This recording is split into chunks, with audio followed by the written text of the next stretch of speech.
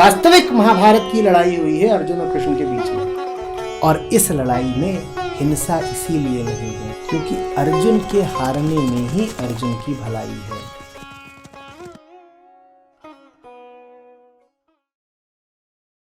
हाँ जी। मेरा नाम पूनम साहू है और मैं जर्नलिज्म डिपार्टमेंट की स्टूडेंट हूँ। मेरा सवाल आपसे ये है कि विपरीत परिस्थितियों में खुद के मन को किस तरह शांत रखें।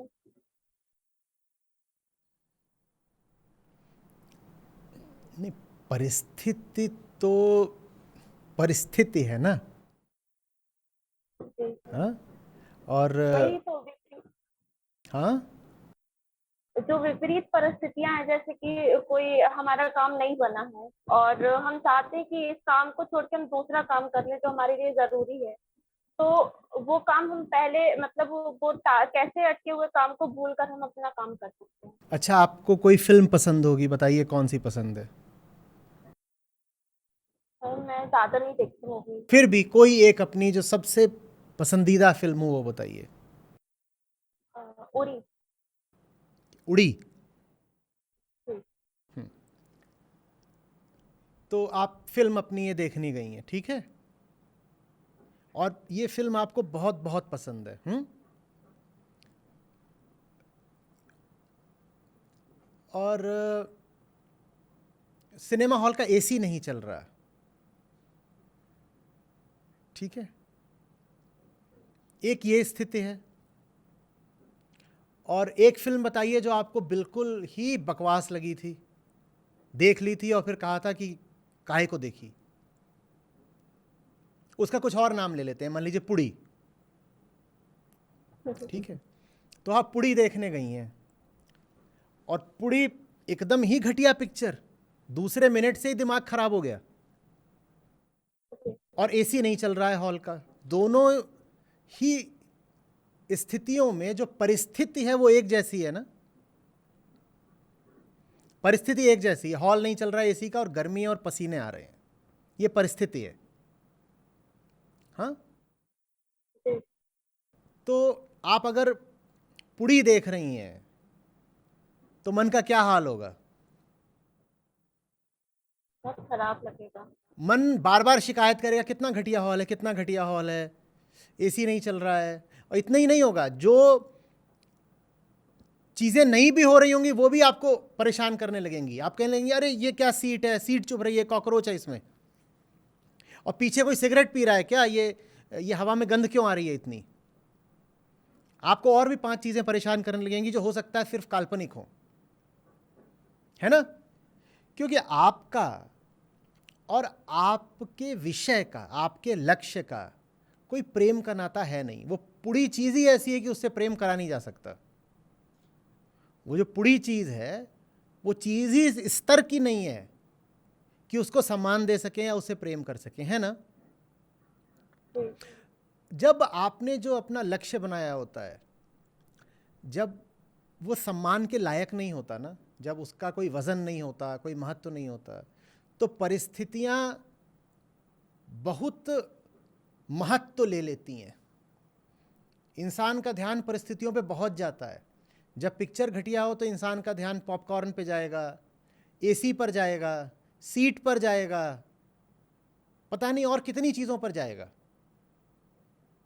और इंसान कहेगा ये भी ख़राब है, ये भी ख़राब है, उफ ये भी ख़राब है, ये ख़राब है। लेकिन आप जब उड़ी देख रही होंगी तो आपका ध्यान इन चीज़ों पे कम जाएगा। आप कहेंगे एसी नहीं भी है, कोई बात नहीं, एसी की फ़िक्र किसको है, अभी तो हम पिक्चर में मस्त हैं बिल्कुल। एसी की किसको फ़िक्र है, पिक्चर इतनी अच्छी है कि हमें फ़िक्र ही नहीं है एसी की। ऐसा होगा कि नहीं होगा? अब हम ये नहीं कह रहे कि हॉल में आग भी लग जाएगी तो भी फ़र्क नहीं पड़ेगा। अब आग ही लग गई, बिल्कुल गर्मी इतनी बढ़ गई, लपटें आ रही, तब तो आप भागेंगी उठ के। पर परिस्थितियों का प्रभाव कम हो जाएगा, इतना तो होता है ना। हाँ, तो प्रतिकूल परिस्थितियों का फिर यही नियम है कि परिस्थितियां तो अपने हाथ में कभी होती नहीं। अपने हाथ में ये होता है कि लक्ष्य ऐसा बनाओ जिससे प्यार किया जा सके। लक्ष्य जितना प्यारा होगा परिस्थितियों का प्रभाव उतना कम पड़ेगा आप पर। और लक्ष्य आपका जितना साधारण और सस्ता होगा, परिस्थितियों का रोना आप उतना ज्यादा रोएंगे। जो लोग जिंदगी में परेशान रहते हैं ना छोटी छोटी 50 चीजों से, कहें क्यों परेशान हो? पैंट टाइट है बहुत आज, इसलिए सुबह से रो रहे हैं।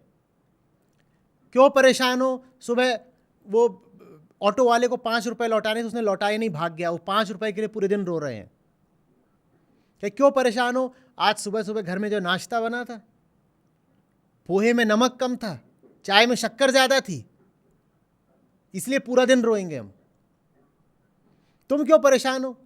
कि आज वो शेयर मार्केट में जो मेरा पसंदीदा स्टॉक है वो 1% लुढ़क गया, 1% लुढ़क गया इनका स्टॉक, और ये पूरे दिन मुंह लटकाए घूम रहे। तो ये जो लोग मिलते हैं ना, जो छोटी छोटी बातों को इतना बड़ा बना लेते हैं, छोटी बातें माने छोटी परिस्थितियां। आपने परिस्थितियों को प्रश्न पूछा है लेकर, तो परिस्थितियां जब हमारे लिए बड़ी भारी चीज हो जाती हैं तो उसका तात्पर्य एक ही होता है, जीवन में कोई केंद्रीय प्रेम नहीं है, उड़ी नहीं है जीवन में। तो उड़िए, वो उसको लेकर आइए जीवन में जो इतने महत्व का हो कि सब छोटी छोटी बातें उसके आगे विस्मृत हो जाएं, भूल जाएं आप। उसको जीवन में लेकर आइए, नहीं तो फिर तो कुछ भी चलता है, कुछ भी चलता है। कभी भी देखिए, परिस्थितियां तो परिस्थितियां हैं ना, परफेक्ट तो होंगी नहीं कि होंगी। तो परिस्थितियों में अगर खोट निकालनी है तो आप एक खोट निकालना चाहेंगी, आपको 1000 बहाने मिलेंगे। और आपने कहानियां पढ़ी होंगी पुरानी, वो आधी ऐतिहासिक है, आधी आध्यात्मिक है, जहां पर धर्म की रक्षा के लिए युद्ध हो रहा है, तो योद्धा अपनी कटी हुई गर्दन हाथ में लेके लड़ रहा है। हम नहीं कह रहे कि ये बात बिल्कुल तथ्यपरक है, हम नहीं कह रहे कि सचमुच ऐसा हो सकता है कि कोई अपनी कटी हुई गर्दन अपने हाथ में लेकर लड़ सकता है, हम नहीं कह रहे। लेकिन इस कहानी का आशय समझिए, ये कहानी किसी बहुत ऊंची चीज की ओर इशारा कर रही है। ये कहानी कह रही है, जब जीवन में तुम एक बहुत ऊंची लड़ाई पकड़ लेते हो, तब इस बात से भी फर्क नहीं पड़ता कि गर्दन कटी कि नहीं कटी। छोटी मोटी परिस्थिति तो ये होती है कि छोटा मोटा घाव लग गया, अरे छोटा मोटा घाव छोड़ो, हमारी तो गर्दन ही कट गई, हम तब भी लड़ रहे हैं, क्योंकि जिसके लिए लड़ रहे हैं उससे प्यार है भाई, कैसे छोड़ दे लड़ाई।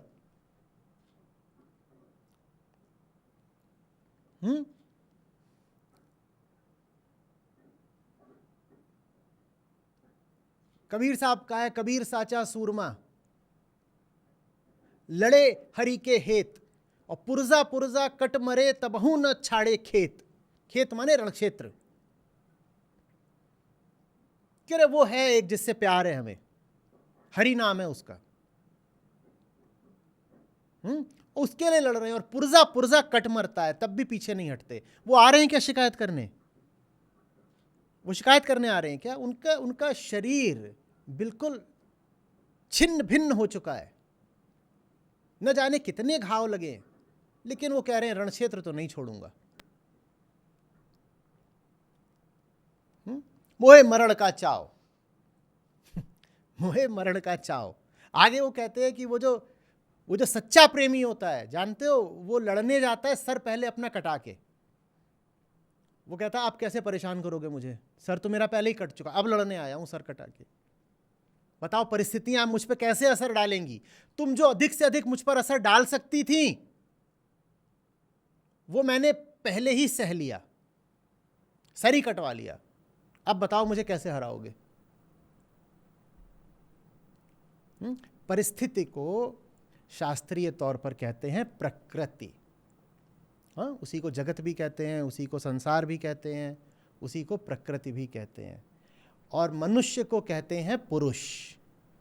ठीक है, सब मनुष्यों को, नर नारी दोनों को पुरुष ही कहा जाता है। तो आप भी पुरुष ही हैं अध्यात्म की दृष्टि से, नर हो कि नारी हो सब पुरुष हैं। चेतना मात्र को पुरुष कहते हैं, तो आप भी पुरुष हैं, आप पुरुष हैं। और ये सब परिस्थितियां, चाहे वो शारीरिक हों, मानसिक हों, सामाजिक हों, सांसारिक हों, आर्थिक हों, राजनीतिक हों, ये सब प्रकृति हैं, ये सब प्रकृति है।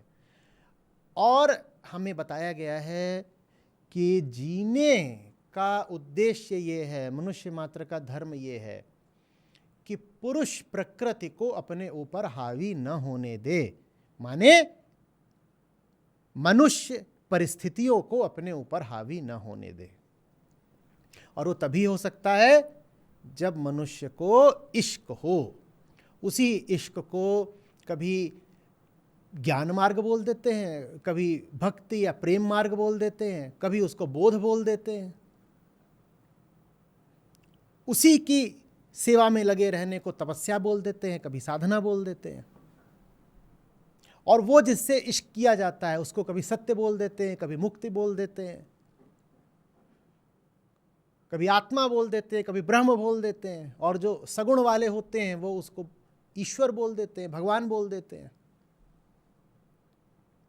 लेकिन कुछ तो जीवन में होना चाहिए जिसकी खातिर न सिर्फ जिया जा सके बल्कि मरा भी जा सके। और अगर जिंदगी में कुछ ऐसा नहीं है जिसके लिए आप मर सकती हैं तो जीना मुश्किल हो जाएगा।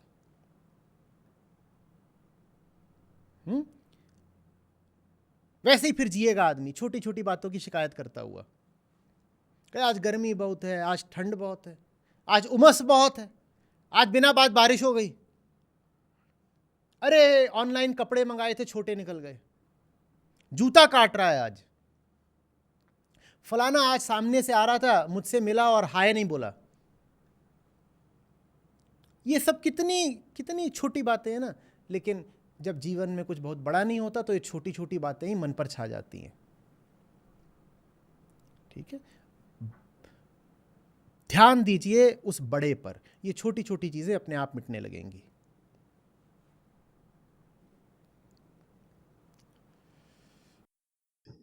धन्यवाद।